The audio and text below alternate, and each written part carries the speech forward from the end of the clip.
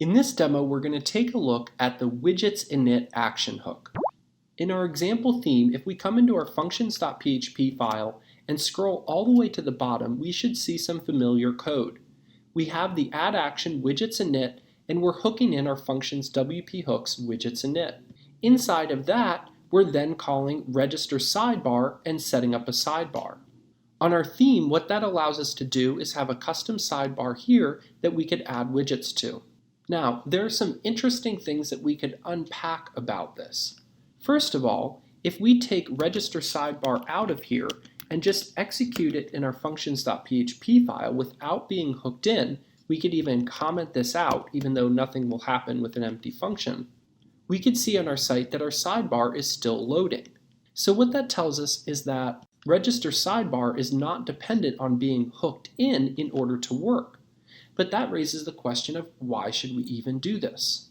Well, one reason is that if you weren't hooked into this action, there would not be an easy way to unhook that sidebar if somebody didn't want that widget area. A child theme, or later on, or maybe on specific pages or specific reasons, you want to unhook things quickly and easily. Another thing that may not be as helpful an answer is to say that this is the WordPress way. WordPress is built around a lot of things being hooked into the official WordPress hooks or third-party ones via plugins or themes, instead of just executing all your code over on your own outside of that hook system. So again, the WordPress way is to leverage and hook into things when it makes sense to do so. Now, another question we could ask is, how do we even know to hook into widgets init? Now, I bring this up to point out that as you get deeper into hooks, especially the ones that we don't look at specifically in this course, you'll need to do some searching around for how do I do this, or what do I hook into for this, or what do I hook into for that. Now, because register sidebar will work outside of it, we do want to make sure that when we hook into WordPress, we're hooking in to the right place. But I want to show you something else interesting here along these lines.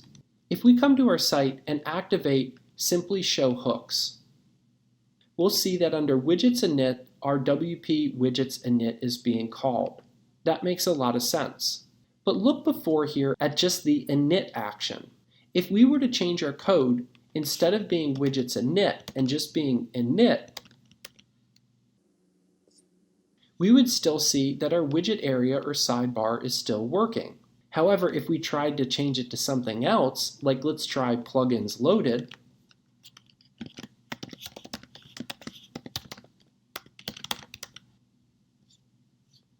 notice that now when we scroll down, this widget area does not appear.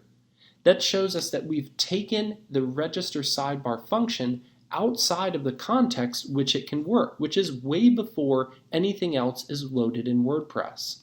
The same would be true if we tried to load it into WP footer, for example.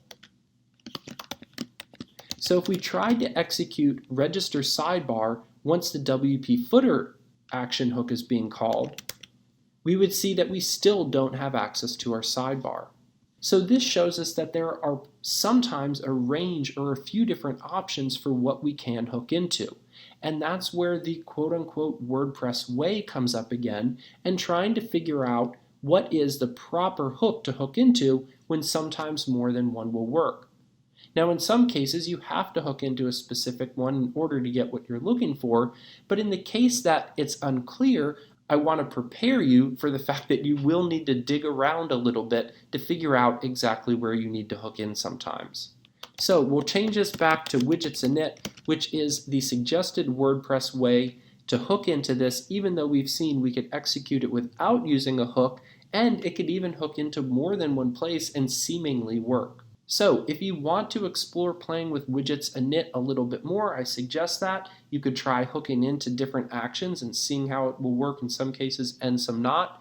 And I suggest, if it interests you, that you could even look at some of the Stack Exchange articles around widgets init and when you should hook into what.